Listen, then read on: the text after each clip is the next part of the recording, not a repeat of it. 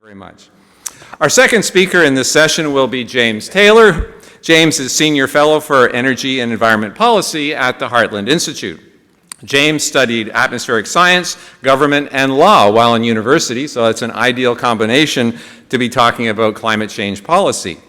One of James' claims to fame is that when we were in Paris at the UN Climate Conference, James had his face on wanted posters plastered all over the city. And he was put up by climate activists, of course, not by the government. But James was telling us last night that he was concerned that the policiers that were out there, I guess the French police, they would maybe mistake him for something other, because of course that was during the time of the sad terrorist events. But happily, the police, I guess, knew that you weren't any real threat. So congratulations for that. If you get your name put up on wanted posters by environmentalists, you too must be very effective. So I pass the lectern over to James.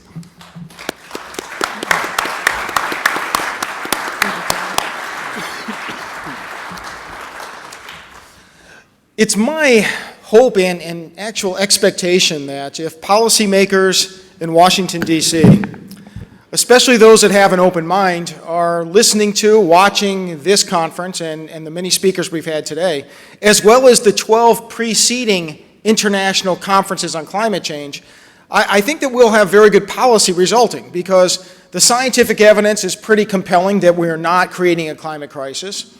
The economic analysis shows us that reducing carbon dioxide emissions, especially through government mandates or government mechanisms, is going to dramatically decrease our wealth as a society and people's living standards. Now, unfortunately, although science can and should stand on its own merits, politically that's not always the case. So we see a breakdown among Republicans and Democrats, liberals and conservatives, and I'm often asked a question as if it's some conspiracy theory why so many Republicans are skeptical of the United Nations storyline about a climate crisis. And the reality is this: the proposed solutions to the asserted climate crisis tend to be things that the left like anyway. More taxes, more government control, less individual freedom, more subjecting autonomous national decisions to that of international governing bodies like the United Nations, which, by the way, the UN Secretary General Guterres is a socialist, is not just throwing it out there as a moniker. That's actually his party background. The head of the climate division within the United Nations also has made many socialist sympathetic statements. So when people say this is going to happen due to global warming or that's going to happen due to global warming, folks on the left, they really don't have an incentive to look under the hood and make sure it's true. They like the asserted solutions anyway. But Republicans, and especially conservatives, are more likely to say, okay, if we're destroying the planet, of course we need to take steps, and maybe some steps that would cause us a great deal of grief, things that we would be hesitant to accept. But if we are destroying the planet, you have to do it.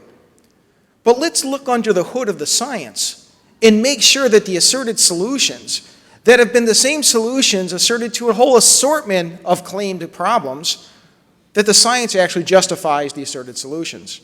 And the more we look at it here at this conference and elsewhere, the more we see that the evidence does not support the notion of a climate crisis. Now, that being the case, there are still a few Republicans, a few policymakers here in D.C.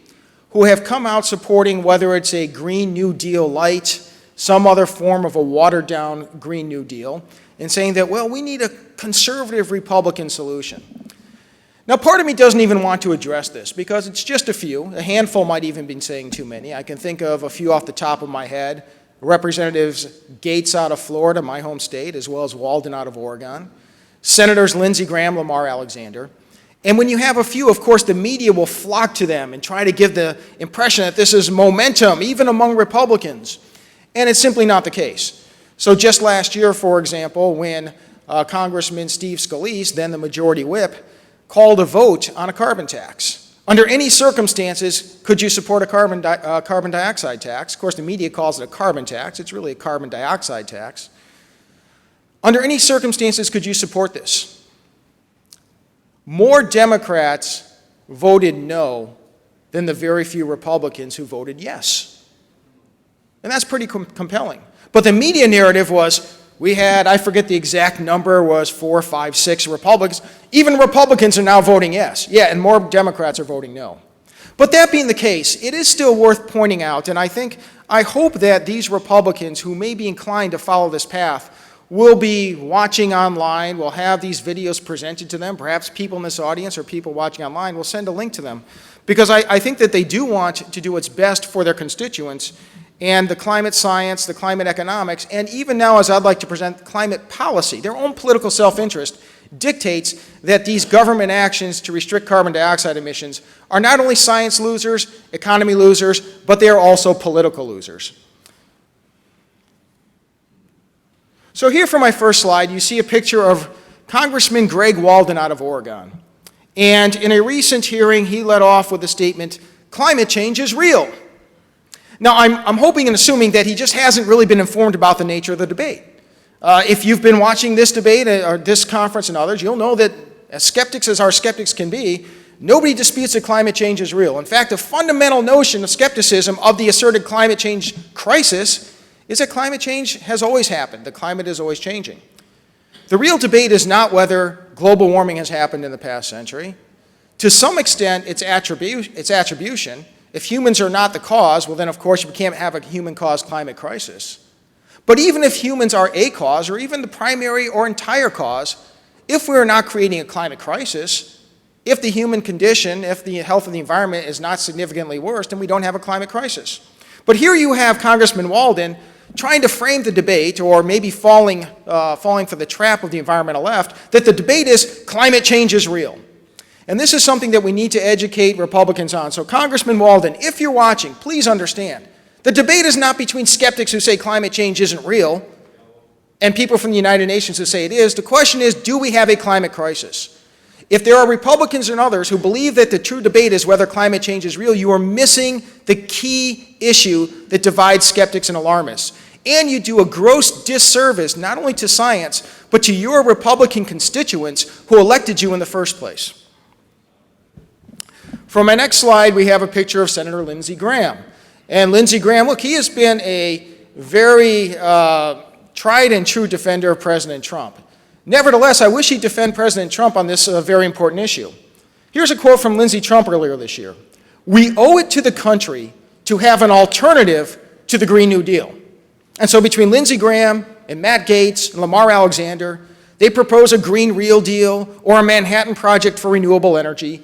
And the assumption is that if somebody claims there's a problem, rather than looking at the science to realize it doesn't exist, or rather than looking at market mechanisms which have been reducing carbon dioxide emissions in the United States more than any country in the world, instead we need a big government problem. Okay, the Democrats have proposed this big government problem. Well, we're Republicans, so we can't say yes. Well, let's propose our own big government solution. Maybe it'll be slightly less taxes. Maybe we'll throw more tax money to nuclear power as well as wind and solar. But the thing is, Lindsey Graham is adopting and accepting the language of the left and the premises of the left, that we always need big government programs to solve asserted problems. And again, Lindsey Graham, I understand his heart may be in the right place, but you're doing a disservice not only to climate science, but to the people in the Republican Party who you represent, who voted you into office, when you adopt the language of the left and view the world through the same big government prism of the left. And I have this slide to basically ask, we extended invitations. You saw Congressman McClintock over lunch, who gave a fantastic talk. We had Congressman Jeff Duncan from South Carolina last night addressing the speakers at a special cocktail reception. We had members of congressional staffers at that dinner as well. And it would be wonderful to see Representatives Walden and Gaetz, Senators Graham and Alexander here.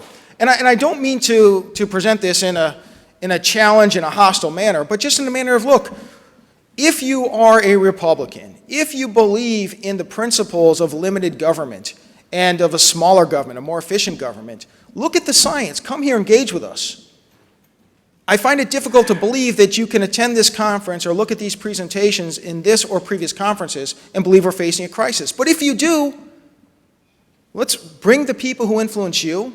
I'll bring the people who influence us, people who've spoken at this conference. Let's have that discussion. But they're nowhere to be found.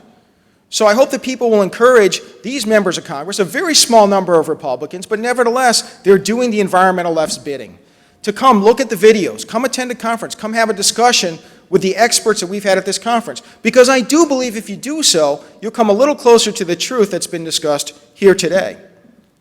Now, getting more to the specifics of why Republican efforts to impose a Green New Deal light or some watered-down version are bad politics, here's a poll from Reuters, and I apologize for the text. I don't like to have a lot of text in the slide, but essentially, this is a screenshot of an article published earlier this year by Reuters. It says nearly 70% of Americans, including a majority of Republicans, want the United States to take aggressive action to combat climate change. I'm not so sure about that, but here's the key. Only a third would support an extra $100 a year to help, according to a Reuters Ipsos poll released Wednesday. That's less than $10 per month.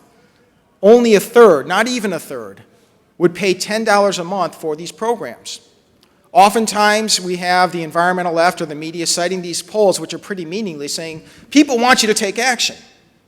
If it's less than $10 a month, they leave out. We're already subsidizing the heck out of wind power and solar power. They're already getting there more than $10 a month per household.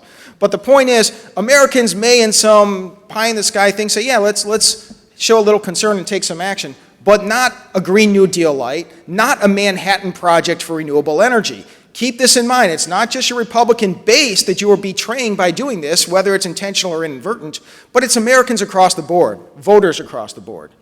Similarly, here's a Gallup poll. This is the most recent Gallup poll on this topic. This was released, I believe, in November. Yes, November of 2018. And it asked voters to rank the issues that are most important to them. Now, typically, climate change comes in dead last of all suggested topics. Now, this year, climate change came in second to dead last. So the media said, oh, climate change is a growing concern.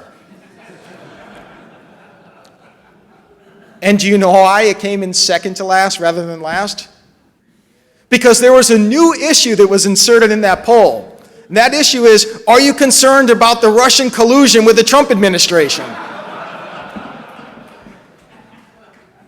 So there you have it. There's another example of the Trump-Russian collusion false narrative carrying water for the media and the left. It enabled them to say climate change is no longer the least concern, it's merely the second least. Let's look back empirically.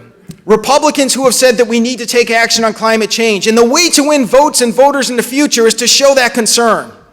Well, let's look back at previous presidential elections. John McCain, he was a co-sponsor, co-author of legislation to impose cap and trade restrictions on carbon dioxide restrictions. How'd he fare? He lost. It wasn't even close. How did the media treat him? Did they love him for doing so? No, they treated him horribly. They refused to even on this issue, in which they agree with, give him credit, because the fact is he's not a far-left Democrat. Mitt Romney, the same thing. He had in the past spoken quite a deal about the need to reduce carbon dioxide emissions. He toned it down a little bit in the Republican primary, but that's where he stood. Did he win? No. Did he win over independents? No. Did the media love him? No. It gets back to the polls we just saw. And worse yet, you're not going to win over the far left. The far left, even the people that are very concerned about climate change, of the few that made it, okay, it's last or second to last, but there's a few percent. That few percent is all from the Democratic far left. You have no chance of winning them over if you're a Republican regardless. And so when people like John McCain and Mitt Romney run for office, they're not winning any of them over, but what they are doing is people like me and a lot of people like me say, there's no way I'm going to cast a ballot for somebody who's going to do that. They'll more effectively ruin our economy and ruin our society than any Democrat, because it's hard for Republicans to stand up and oppose a Republican who's taken a lead on that issue. Compare and contrast that, by the way, to President Donald Trump, who made no bones about his climate skepticism, and one-handedly including many purple states and states that were purple by name but really blue states. Going to the left on climate change is not a winning political issue. Hopefully, policymakers will make their decisions on this issue based on the science and the economics. That's the best we can ask, no matter where the science and the economics take you. But if you are going to be a stereotypical policymaker, whether it's true or not, if you're a politician that's going to try to appease what you think the popular sentiment is, again, politically, it is a mistake as a Republican to try to appease the environmental left on this topic. As I've mentioned before, I'm from the state of Florida, and there are many examples here. Here's a photograph of Charlie Crist and Rick Scott. That was in Governor Scott's election campaign for a second term. By the way, it's quite amusing because on my flight up here from Tampa 2 days ago, Charlie Crist, now a Democrat, used to be a Republican, he was on my flight. And he comes up in line, he's standing right in front of me. And I texted Heartland Communications Director Jim Lakely. I said, Charlie Crist is right here. Should I get a selfie with him? And then I thought, some people will say, come on, James, he has it coming. I thought, no, we'll leave it be. I won't rub any, salt in the wound. But anyway, a few lessons from Florida. Rick Scott, 2 terms, was elected for governor. And both times, climate change was an issue that was injected in that race heavily. There's a belief among the environmental left that because Florida is surrounded by water and would be subject to hurricanes, that there is a strong environmental sentiment among Floridians. And to a certain extent, there is. The money that came in from out of state in his campaigns was tremendous. And yet he won both times, despite climate change being a central issue in a purple state, in a state that is known for being a little more environmentally sensitive than others. Now, Charlie Crist, after his term as a Republican who supported these climate change policies, ran for the Senate. As most of you know, he was famously destroyed by Marco Rubio, who nobody had even heard of prior to that election, nobody outside of South Florida. And again, this is one instance where Marco Rubio is a climate realist, Charlie Crist running more as a pro-climate change Republican. He then switched parties and lost to Rick Scott, as I mentioned earlier.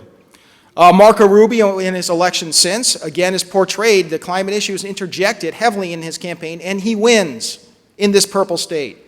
Doug Jolly is an example. In 2014, he ran for Congress in an open seat. This is an instance where, I'm not kidding you, every hour of every day I saw multiple commercials from the environmental activist groups slamming Doug Jolly on global warming. The money that poured in was tremendous. He was running against Alex Sink, who was well known as a former statewide office holder, former candidate for governor. Alex Sink was a heavy favorite. And they made global warming the central issue of that campaign. And that was the biggest mistake of the left, because Doug Jolly pulled off the upset and won. Ron DeSantis, our current governor, in the primary, he faced Adam Putnam, an establishment Republican who wanted to appease the left and be very concerned about global warming. He wanted to subsidize wind power and solar power. He was trying to appeal to the center. What happened? He got destroyed by Ron DeSantis in a huge political upset in the primary. And then in the general election, DeSantis versus Gillum. Gillum is the favorite. The money poured in from the left, from Tom Steyer and others, to make global warming the central issue, or at least a central issue. What happened? Ron DeSantis won. Again, Florida, purple state, environmentally conscious. If you are a Republican and you swing to the left on global warming, you will be punished. If you hold fast to your beliefs and if you stand up strongly for climate realism, you will be rewarded. Your base will turn out, and people understand that you're speaking out of conviction, which means a lot. Moving forward to 2018, the 2018 midterms. The narrative from the media is that this was a wave election against Republicans. I mean, perhaps you can spin it that way. I think a more precise and accurate interpretation is it was a wave election against Republican climate alarmists. When you look at the data, yes, it is true that Democrats picked up, I believe it was 41 seats. But here's the deal. There is a group called the Climate Solutions Caucus. They bill themselves as bipartisan climate activists, Republicans and Democrats. If you are a Republican and a member of the Climate Solutions Caucus, more than half of your members, you had a less than 50% chance of keeping your seat. More than half lost their seats. If you were a Republican and you were not a member of the Climate Solutions Caucus, making a big deal to talk about global warming as your concern, you had a better than 90% chance of being reelected.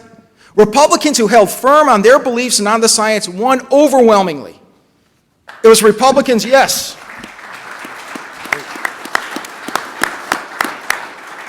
It was Republicans who felt that abandoning their base and trying to appease the environmental left would win over Democrats, win over independents who rank global warming as the least of their concerns. Those are the ones who got punished. If you're not going to vote according to science, according to economics, please vote according to political expediency. You will get destroyed if you're a Republican and you want to betray your party and your conservative base on this issue. By the way, we predicted this in October 2018, the month before that election. I wrote and we published at the Heartland Institute a policy brief. It's titled The Congressional Climate Solutions Caucus, a leftist betrayal of Republican voters. We documented how economically, and I won't get into much detail now because this was addressed earlier on a panel that addressed the Green New Deal, but Republicans who are proposing even a Green New Deal light or watered down Green New Deal, they are betraying the values of the Republican Party as well as harming this nation's economy. But this policy brief also concluded, quote, caucus membership does nothing to win support from the media, Democrats, or independent voters who, as polling consistently shows, do not prioritize global warming when making decisions about who to vote for. And that's exactly what happened in the 2018 elections. So again, Greg Walden, Matt Gaetz, Lamar Alexander, Lindsey Graham, pay attention, please. We're here with open arms. We'll give you the science, and we also want to see you do well politically, and this is the way to do it. Stand firm for sound science. I'm going to skip over this slide because I know it was addressed earlier on the panel regarding the Green New Deal, but just very quickly, there is no such thing as a conservative carbon tax. A tax proposal is not a conservative idea. Even if there is a, quote, revenue neutral component, the revenue neutral applies to government. It may be government revenue neutral, but it's not household revenue neutral. The whole point of a carbon dioxide tax is to force people to purchase more wind and solar power. When they do that, government is not collecting many taxes because they've incentivized people to purchase more expensive power. Your electric bills go up, little money's collected by the government, little money's returned to the people, our living standards go down. That is not a conservative principle.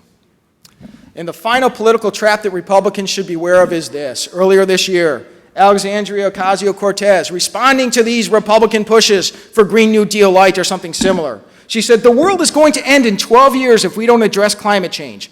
And your biggest issue is how are we going to pay for it? When you concede a scientific premise that is not true, and when you say, yes, we are causing this catastrophe that's going to destroy the earth, do you really think that you're going to win votes by saying, well, I think perhaps if we had a few more market mechanisms involved and if we had a little more funding for nuclear power, that this will prevail, when the other side's not going to give you any of that.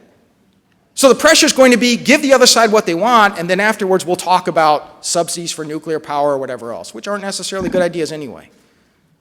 Scientifically, economically, politically, if you're a Republican and you're pushing for these types of programs, you are a loser. Become a winner, join the crowd, join the folks here at ICCC13, and let's become winners. Thank you so much.